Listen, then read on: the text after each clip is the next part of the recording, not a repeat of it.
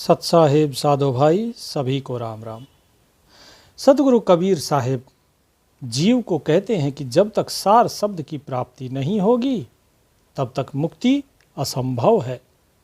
इसीलिए सार शब्द की प्राप्ति के लिए हमेशा प्रयासरत रहना चाहिए।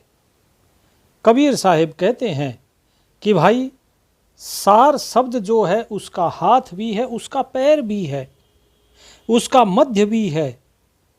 अब आप सोचेंगे भला शब्द का कैसे हो सकता है, लेकिन कबीर साहिब कह रहे हैं कि भाई शब्द का शीश भी है, शब्द का पैर भी है, शब्द का मध्य भी है। तो अब यहाँ पर बात आती है कि आखिर वो शब्द फिर है कैसा जिसे सार शब्द कहा गया।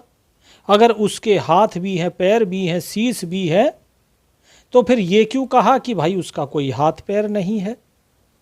कबीर साहब अब यहाँ पर भेद को उजागर करते हैं। जो शब्द जिसे कहा जाता है कि भाई ये विदेही है, इसका कोई देह नहीं है, जो कि सतगुरु कबीर साहब ने धर्मदास जी को भी बताया है कि जो सार शब्द है वो विदेही है। वो किसी के ना बोलने में आता है ना लिखने में आता है। बहुत से गुरु कहते हैं कि हम सार शब्द देते हैं, हम आओ आपकी मुक्ति कराएंगे। सार नाम तो दिया जा सकता है, लेकिन सार शब्द कभी नहीं दिया जा सकता है। सार शब्द एक बहुत ही अलग चीज हो गई। कबीर साहब उस शब्द के बारे में बताते हैं कि भाई उस शब्द को तुम ग्रहण करो। तुमने बहुत अपनी इस दुनिया के अंदर बहुत सी बीमारियां पाली, उन बहुत सी बीमारियों का तुमने इलाज भी किया, लेकिन इस रोग का इलाज नहीं किया। किसका? शब्द का। कि वो शब्द जो नहीं मिल रहा है, उस शब्द रूपी औषधि को आप कभी प्राप्त नहीं कर पाए। कबीर साहिब क्या कहते हैं? कबीर साहिब कहते हैं, शब्द पाए सुरत राख ही सो पहुँचे दरबार, कहे कबीर तहाँ देखिए बैठे पुरुष हमार। कि जब शब्द की प्राप्ति होती है तो वहां पर सूरत को टिका दिया जाता है। कहां पर? शब्द पे। और जब सूरत शब्द के ऊपर टिक जाती है तब जीव उस परमात्मा के दरबार में पहुंचता है। आजकल आप लोग देख रहे होंगे यूट्यूब पर, फेसबुक पर बहुत से लोग कहते हैं जी हम सतलोक गए हैं, कोई कहते हैं हम अमरलोक गए हैं। एक महाराज और प्रकट हो गए हैं, वो कहते हैं कि वो परमात्मा जो है हमारे माध्यम से बात करता है, रोजाना हम सतलोक जाकर उससे मिलते हैं। इस प्रकार की बातें आजकल टीवी पे भी चर्चाएं ये सब चलती हैं, क्योंकि मीडिया को भी कुछ सनसनीखेज चीज़ें चाहिए। तो भाई सबकी इसी प्रकार से सब अपना अपना व्यापार बढ़ाने में लगे हैं। लेकिन कबीर साहिब क्या कहते हैं? कबीर साहिब तो ये कहते हैं कि भाई अगर शब्द प्राप्त हो गया तो उस पे सूरत टिका दो। सूरत, ना कि मन, ना पवन, ना ही जिह्वा के द्वारा उसका जाप, बल्कि सूरत रखी जाती है। कहें कबीर तहाँ देखे, उसके बाद जो है फिर आप किसका दर्शन करोगे? कि बैठे पुरुष हमार, कि हमारा जो सत्य पुरुष है वो बैठा हुआ है, उसका दीदार फिर आप कर पाओगे। जब तक सूरत शब्द में नहीं समाएगी तब तक बात बनेगी ही नहीं। साहिब कहते हैं, और दारू सब करी, और दारू सब करी पै स्वभाव की नाही, सो दारू सतगुरु करी रहे शब्द के माही। दारू अर्थात इलाज। आपने सुना होगा ना दवा दारू, कि भाई कुछ दवा दारू कर दो, इसका बीमार है बहुत, तो वो दवा दारू अर्थात कुछ दवा कुछ इलाज करो इसका। तो यहाँ दारू का मतलब है इलाज। कि संसार की जितनी बीमारियां हैं इन सब का इलाज तो बहुत किया जीव ने, लेकिन अपने स्वभाव का, जो कहा ना पै स्वभाव की ना है, लेकिन जो जीव का स्वभाव है इस स्वभाव का कभी इलाज नहीं किया। इस जीव का स्वभाव क्या है? इस जीव का स्वभाव है चंचलता। ये जीव एक जगह नहीं रुकता है, ये इधर उधर भागता है, इसका मन तुरंत भागता है। सुमरन में बैठिए, थोड़ी देर ये सुमरन में लगेगा कि चलो ठीक है सुमरन करो, और उसके बाद भाग लेगा। अब साहिब कहते हैं कि भाई अगर तुमसे इसका स्वभाव का इलाज नहीं हो रहा है तो क्या करो? कि सतगुरु की शरण में हो जाओ, कि हे मेरे मालिक तू कर अब जो करना है, मैं थक गया हूं। सतगुरु पर भरोसा रखो, उस पर विश्वास रखो और विश्वास करते हुए सुमरन करो, सतगुरु अपने आप इसका इलाज कर देंगे। क्या कहा साहिब ने? सो दारू सतगुरु करी, रहे शब्द के माह। कि उसका इलाज जो है फिर सतगुरु कर देते हैं। जो परमात्मा के नाम को प्राप्त करना चाहता है लेकिन प्राप्त नहीं कर पा रहा है, वो सतगुरु के भरोसे हो जाइए। धीरे धीरे धीरे धीरे आप उस शब्द को प्राप्त कर लेंगे और केवल ना प्राप्त कर लेंगे बल्कि रहे शब्द के माँ ही आप स्वयं उसके अंदर ही फिर शब्द में ही विचरण करेंगे। तो उम्मीद करता हूँ ये भेद आप समझे होंगे। अब देखो, उपदेश तो बहुत होते हैं, बहुत से जो संत महात्मा हैं वे ज्ञान भी देते हैं। आज के ज़माने में ऐसे बहुत हैं कि जो कहते हैं कि लाओ भाई हम उपदेश देंगे, हम ज्ञान उपदेश देंगे।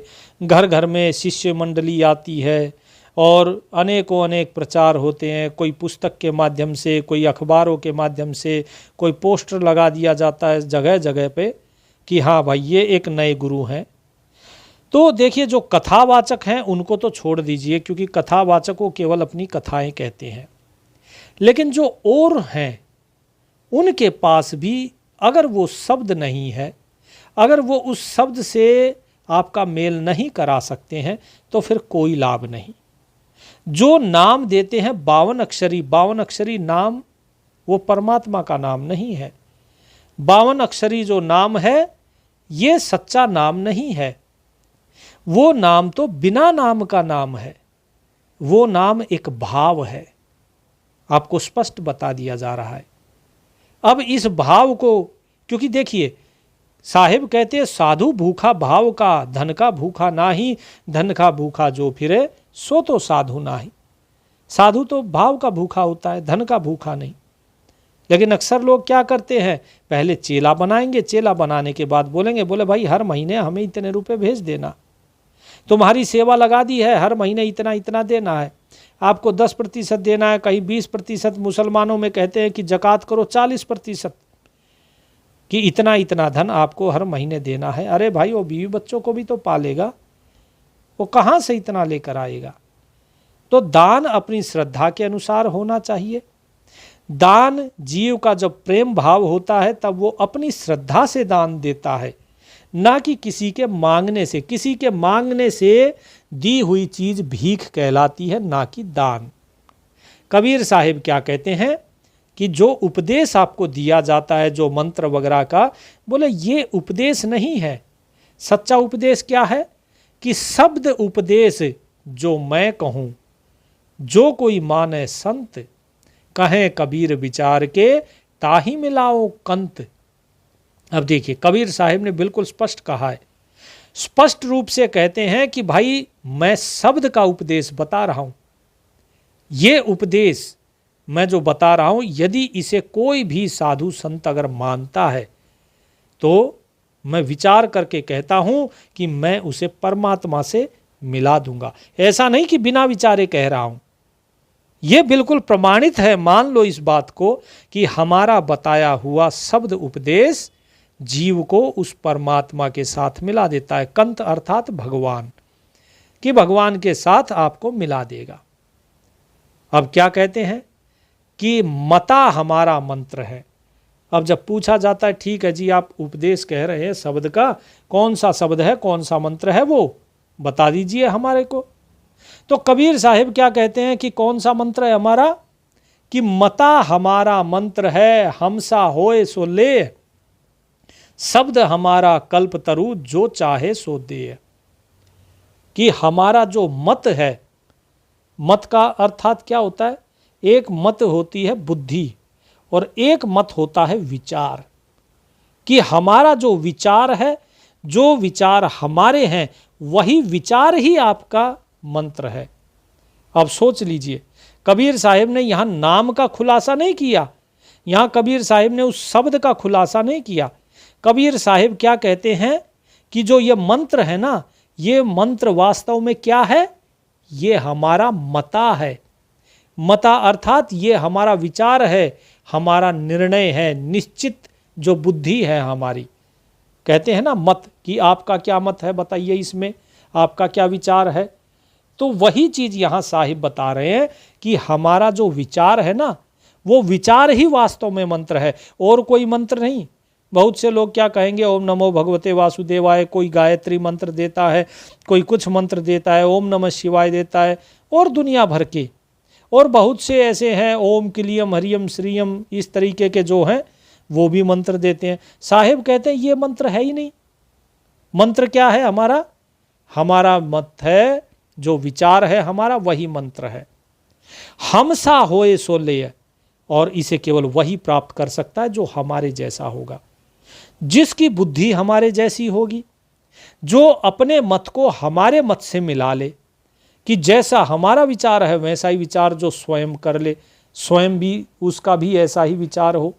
अगर हम पूरब को चलें तो वो भी पूरब को चले, हम अगर दिन को रात कहें तो उसे भी दिन को रात ही कहना पड़ेगा। तो जो ऐसा व्यक्ति होगा, यानी जो हमसे मेल खाता होगा, जैसा स्वभाव हमारा है वैसा ही जिसका स्वभाव होगा, वही केवल इस हमारे मत को ले सकता है, अर्थात इस मंत्र को ले सकता है। तो आपको ये सार शब्द लेने के लिए वैसा ही बनना पड़ेगा जैसा गुरु का मत है। गुरु के मत की तरह ही आपको अपनी बुद्धि को भी ढालना पड़ेगा। फिर क्या कहा? शब्द हमारा कल्पतरु, जो चाहे सो दे। और जो शब्द हमारा है, अब देखिए ये शब्द क्या है वास्तव में? ये शब्द वास्तव में विचार है।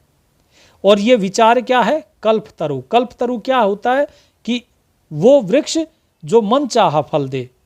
साहेब कहते जो चाहे सो दे। ये ऐसा कल्पतरु है कि जीव जो चाहेगा वही देगा। भक्ति, मूर्ति, मुक्ति, अर्थ, धर्म, काम, मोक्ष सब कुछ यही प्रदान करेगा। इसके बिना और कोई प्रदान नहीं कर सकता। फिर क्या कहा कि भाई अब सुनो कि जब तुम्हें ये शब्द, ये मत मिल जाएगा, उसके बाद क्या है कि रैन समानी भान में भान आकाशे माहे, आकाश समाना शब्द में शब्द परे कछुना है। कि हमने जो आपको ये मत दे दिया यही शब्द है, इस शब्द के अलावा कुछ नहीं। जो रैन है अर्थात जो रात्रि है वो किस में समा जाती है? भानु में, सूर्य में। कि सूर्य उगा और रात्रि खत्म, दिन आ गया। और ये सूर्य भानु ये किस में समा जाएगा? ये आकाश में समाया हुआ है। और ये आकाश किसके अंदर समाता है? कि ये आकाश जो है, ये आकाश उस शब्द के अंदर समाया हुआ है। और शब्द के परे तो कुछ है ही नहीं। शब्द के परे कुछ नहीं है कि जहां पर ये शब्द समाएगा।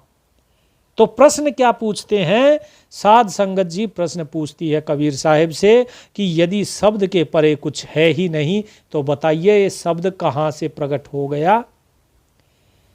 कबीर साहिब से पूछते हैं कि शब्द कहां से उठत है और कहां को जाए समाए, और हाथ पैर वाके नहीं कैसे पकड़ा जाए।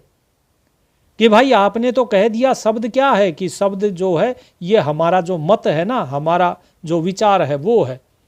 पहले भी आपने कहा कहे कबीर विचार के ताहि मिलाऊं संत। तो अगर आपका जो सार शब्द है वो केवल एक विचार है और उस विचार के द्वारा ही जीव की मुक्ति हो जाती है, कबीर साहिब कहते बिल्कुल हो जाती है। तो बताओ फिर वो शब्द जो है वो कहाँ से, जिस विचार की आप बात कर रहे हो वो कहाँ से प्रकट होता है और कहाँ पर जाकर समाता है? और यदि उसके हाथ पैर नहीं, क्योंकि विचार के तो कोई हाथ पैर नहीं होते, तो कैसे पकड़ा जाता है बताइए? तो कबीर साहिब क्या कहते हैं कि भाई सहस कमल से उठत है।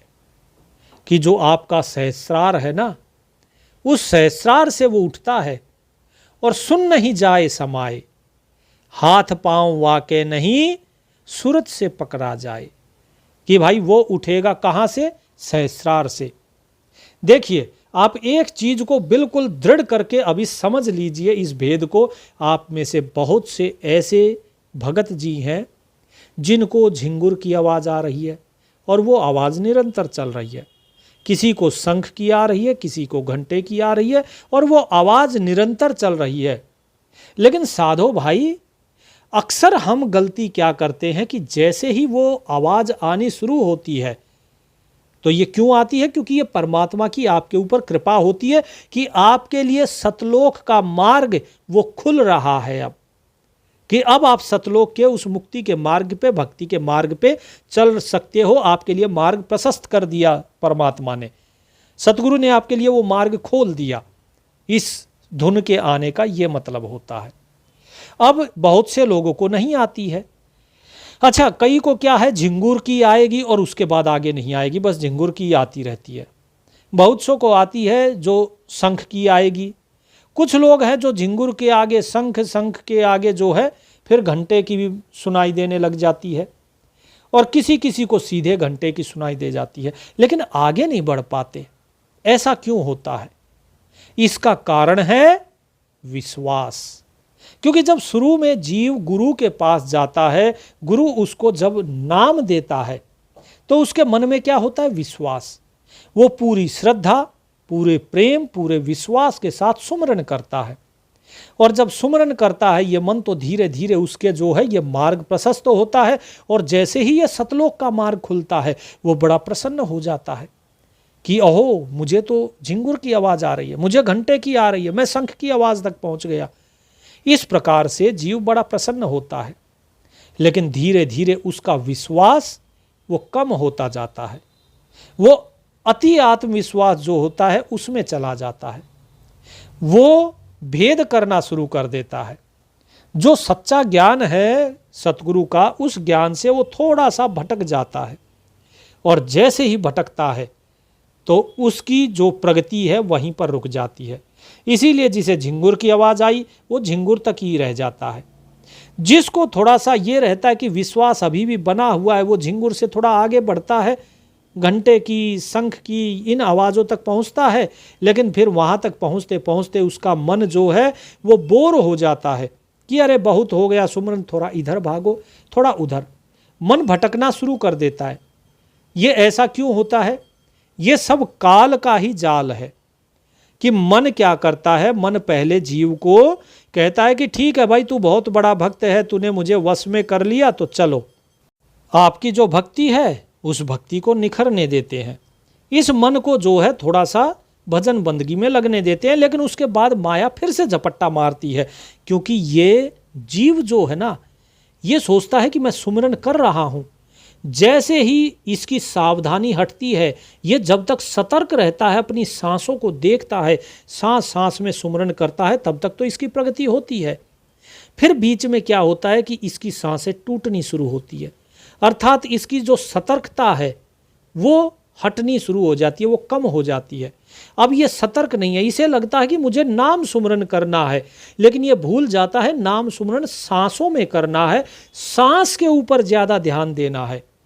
ये नाम के ऊपर ज़्यादा ध्यान देने शुरू कर देता है, और जहाँ नाम पे ये ध्यान देता है, सांसों से सावधानी हटी और दुर्घटना घटी, और तुरंत ही माया वहीं पर इसे पकड़ लेती है। फिर इसका मन इधर उधर भागना शुरू होता है, और इस कारण से ये जीव उस शब्द को, जो शब्द सहस्रार से आ रहा था, उस सहस्रार से आते हुए शब्द को ये जीव धीरे धीरे धीरे धीरे भूलना शुरू होता है और वहीं पर अटक जाता है। बहुत से भगत ऐसे भी हैं जो कि कुछ व्यसन के अंदर लग गए, उनके अंदर जो आती थी धुन वो भी आनी बंद हो जाती है। हमारे पास बहुत से ऐसे भगत आते हैं जो कहते हैं, बोले जी 2 महीने 3 महीने पहले आती थी, अब कुछ नहीं सुनाई देता, सब बंद हो गया। ये इसीलिए होता है क्योंकि आपने वो सारी भक्ति वो छोड़ दी, आपने सत भक्ति नहीं करी। सत भक्ति जरूरी है। तो कबीर साहिब कहते हैं कि भाई शब्द कहाँ से उठता है? कि सहस कमल से उठता है। और कहाँ पर जाके समाता है? कि सुन नहीं जाए समाए, कि शून्य में जाके समाता है। 7 शून्य है, उन 7 शून्यों में क्या कहते हैं, एक तीजी शून्य है। उस तीसरी शून्य के 2 भाग हैं, एक महाशून्य और एक ऊपर की शून्य, जहां पर सगुण और निर्गुण विभाजित होता है। तो वहां तक कहते हैं बंदी छोड़ साहेब, कबीर साहिब कहते हैं कि ये जो शब्द है ये वहां जाकर समाता है, उस शून्य में। तीसरी शून्य के परे निकल जाता है। लेकिन ये तब समाता है जब जीव इसके पीछे चले। जैसा कि बंदी छोड़ गरीबदास महाराज अपनी वाणी में कहते हैं कि जो परमात्मा है उस परमात्मा के दो स्वरूप हैं, एक शब्द स्वरूपी और दूसरा ज्योति स्वरूपी। शब्द स्वरूपी तो ये जो धुन आपको सुनाई देती है ये है, और ज्योति स्वरूपी जो प्रकाश दिखाई देता है। अब इसमें बड़ा भेद है। जीव कहाँ पर फंसता है उसे समझिए। जीव फंसता है जैसे ये झिंगुर की आवाज़ आनी शुरू होती है, जीव समझता है कि ये वास्तव में सतलोक की धुन है। नहीं, ये सतलोक की धुन नहीं है। सतलोक की धुन अलग होती है। ये सारी काल की बनाई हुई धुन है। काल के जो 21 ब्रह्मांड है इन्हीं की धुन है।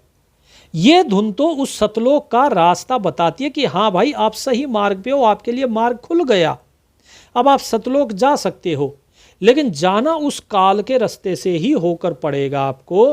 हालांकि आप जब तक सत भक्ति करते रहेंगे आपको न काल मिलेगा, न माया, न स्वर्ग, न नरक, कुछ भी आपके रास्ते में नहीं आएगा जब तक आप पूरे श्रद्धा, विश्वास, प्रेम के साथ भक्ति करते रहेंगे। जब आप संसार की तरफ मुड़ते हैं तब आपको ये सारे स्वर्ग, नरक, काल, दूत सब कुछ फिर आपको मिलता है। जो डाकन साकन ये सब कुछ फिर आपको मिलता है। तो आपको क्या करना है? साहिब कहते हैं कि भाई वो जो शब्द है वो किससे पकड़ना है, कि हाथ पैर वाके नहीं कैसे पकड़ा जाए? तो कबीर साहिब कहते हैं कि हाथ पांव वाके नहीं सूरत से पकड़ा जाए। कि उस शब्द का हाथ पैर नहीं है तो कैसे पकड़ोगे? सूरत के द्वारा। अब सूरत के द्वारा पकड़ना है तो सूरत को सांसों पे लगा के रखना बहुत जरूरी है। तो इसीलिए नाम का सुमरन करने से पहले हम सभी को क्या कहते हैं कि आप अपने श्वासों के ऊपर अपनी सूरत को टिकाने की कोशिश कीजिए, इन सांसों के ऊपर ध्यान देने की कोशिश कीजिए। कबीर साहिब इस सांस के बारे में बहुत कुछ कहते हैं। कबीर साहिब कहते हैं, सुमरन मार्ग सहज का सतगुरु दिया बताए, और श्वास श्वास जो सुमरता एक दिन मिल सी आए। कि सांस सांस में उसको सुमरते जाओ तो एक दिन वो परमात्मा जरूर मिलेगा, उसका दीदार अवश्य होगा। लेकिन कब? जब सांस सांस में सुमरन होगा। और सांस सांस में सुमरन किसके द्वारा? सूरत के द्वारा। तो सूरत के द्वारा ही वो शब्द इन सांसों में प्रकट होता है। तो सूरत को लगाइए श्वासों पे, श्वासों में शब्द प्रकट होगा और सूरत से ही वो शब्द पकड़ में आएगा। अगर नहीं तो फिर सूरत नहीं लगी तो शब्द भी नहीं पकड़ा जा सकता। मन से आप कितना ही सुमरन करते रहिए। फिर क्या कहा कि शब्द कहाँ ते आइया।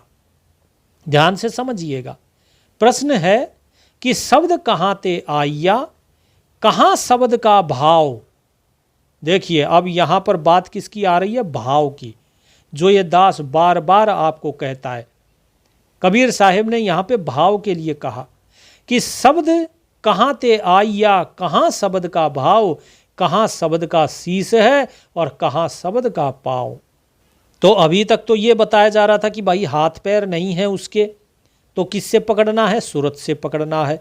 तो प्रश्न ये है कि सूरत भी तो कोई तो चीज़ पकड़ेगी भाई, कहाँ से पकड़ेगी?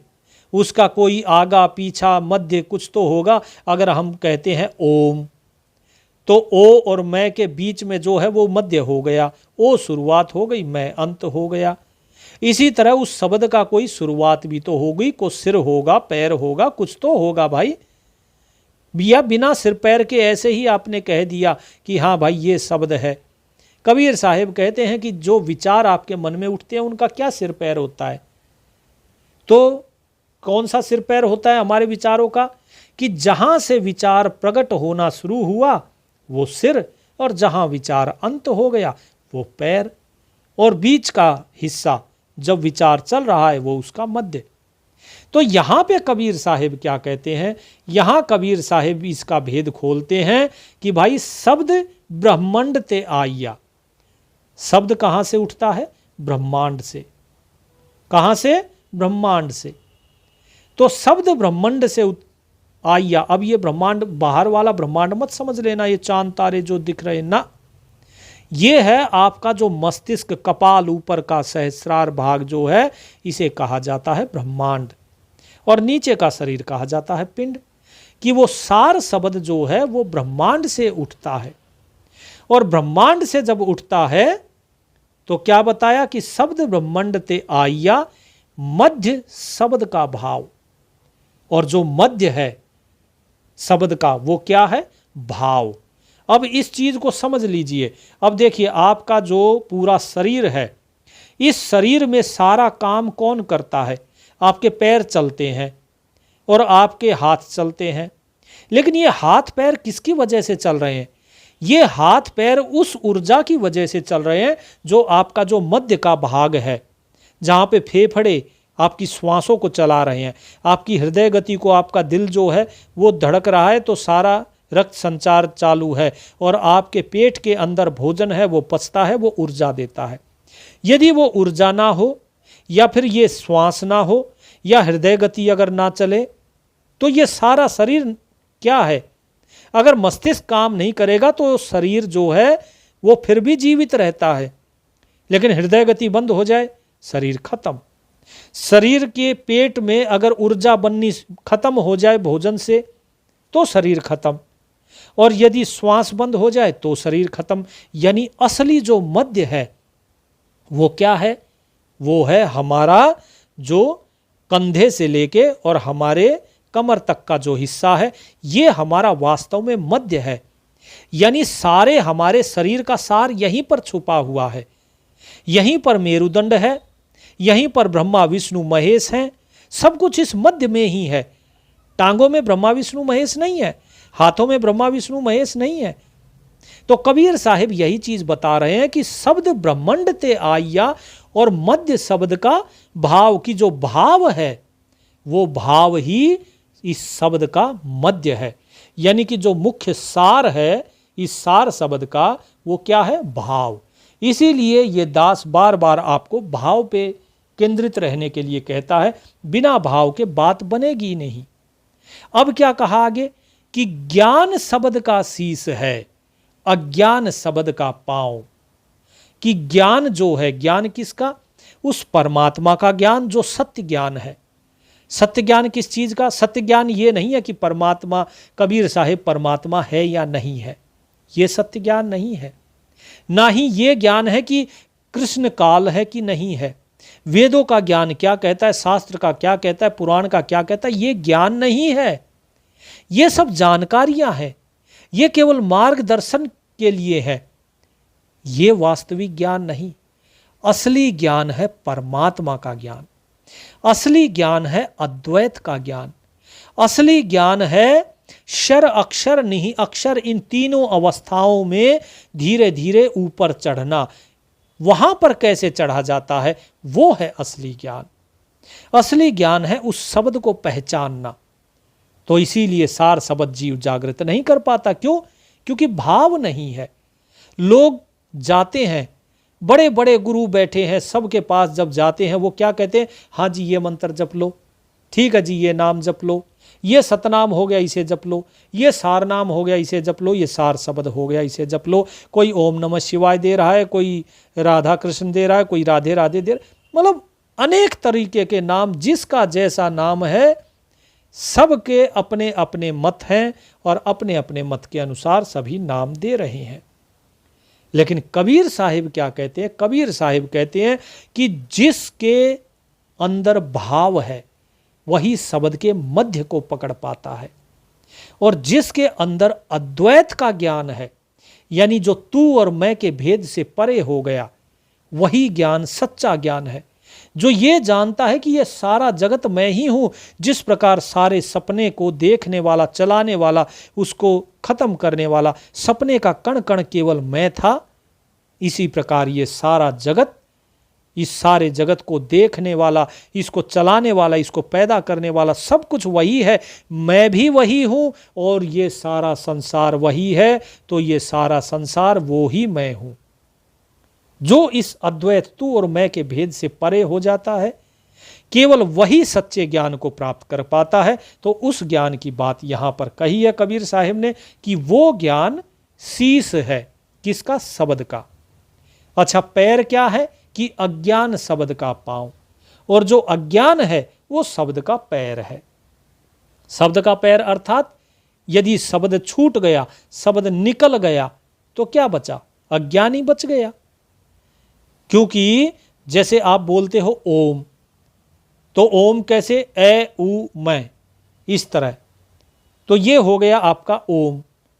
तो इसमें क्या है? पहले ए गया, पीछे रह गया मैं। तो जब मैं निकलता है तो क्या बचा? कुछ भी नहीं बचा। जो बच गया उसके बाद भी तो वो सब अज्ञान है। यानी कि परमात्मा के उस सच्चे शब्द के बाद, सच्चे ज्ञान के बाद यदि कुछ बच जाता है तो वो सब कुछ अज्ञान है। कहने का मतलब ये है, और वही शब्द का पैर बताया गया है। उम्मीद करता हूं साधु भाई आपको बात समझ में आ रही होगी।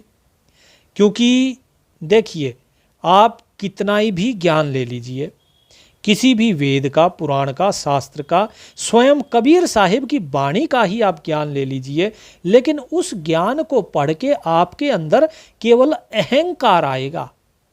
उसके अंदर क्या आएगा? आपको अहंकार, कि मैं इतना बड़ा ज्ञानी हूं, मुझे कबीर बीजक सारा याद है, या फिर मुझे सारी वाणी याद है, मुझे बहुत चीज़ें पता है, मैं सारा ज्ञान जानता हूं। ये जो मैं का भाव आता है, ये मैं का भाव, यही अज्ञान है। और जहां पे आपका द्वैत खत्म हो गया, तू और मैं समाप्त हो गया। ऐसा नहीं है सिर्फ कबीर साहिब ने कहा, यह चीज रामायण में भी पूछी गई। जब लक्ष्मण जी पूछते हैं कि हे प्रभु श्री राम, बताइए कि जो माया है, ये माया क्या है? तो श्री राम मुस्कुरा कर कहते हैं कि लक्ष्मण, मैं और मोर तोर ते माया, यही बस कीनी जीवन काया, कि मैं मेरा और तुम तुम्हारा, यही माया है, और इसी के अधीन हमने अपना सारा जीवन किया हुआ है। तो इसलिए साधो भाई, जहां पर मैं है वो ज्ञान नहीं है, वो अज्ञान है। तो इसीलिए कबीर साहिब ने कहा कि शब्द ब्रह्मांड से आइया, मध्य शब्द का भाव, और ज्ञान शब्द का शीश है, अज्ञान शब्द का पांव। शीतल शब्द उचारिये, अहम आनिए ना है, तेरा प्रीतम तुझ में, शत्रु भी तुझ माँ है। कि इसीलिए शीतल शब्द का, शांति के शब्द का उच्चारण करो। कभी भी मन में अहंकार नहीं आना चाहिए।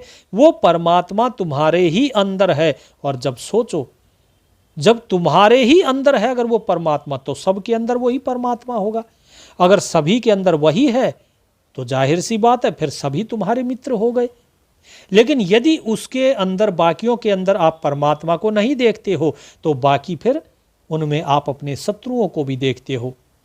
लेकिन जिस दिन सबके अंदर परमात्मा को जानोगे, उस दिन कोई शत्रु दिखाई नहीं देगा। इसीलिए साहिब ने कहा, तेरा प्रीतम तुझ में और शत्रु भी तुझ माँ है। दोनों तुम्हारे ही अंदर है। मर्जी है कैसे ही देख लो और कैसे ही ज्ञान प्राप्त कर लो।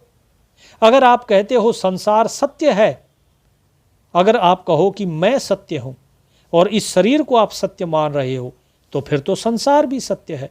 अगर आप कहते हो अहम ब्रह्मास्मि, मैं ब्रह्म हूं, अगर आप ब्रह्म हो तो फिर संसार भी ब्रह्म है। और अगर आप कहते हो कि संसार झूठ है, तो आप भी तो झूठ है, क्योंकि आप भी तो संसार में ही हो। तो ये दोनों चीजें सबके लिए लागू होगी, औरों के लिए भी और आपके लिए भी। लेकिन यदि तू और मैं का भेद रखा, तो उस सार शब्द की प्राप्ति कदापि नहीं होगी। इसीलिए सार शब्द की प्राप्ति के लिए आपको क्या करना होगा? आपको इस द्वैत को त्याग कर अद्वैत मार्ग पे ही चलना होगा, तभी कल्याण होगा। और यही कबीर साहिब का शब्द का उपदेश है, यही सार शब्द का भाव है, यही वास्तव में सार शब्द है। सत साहिब।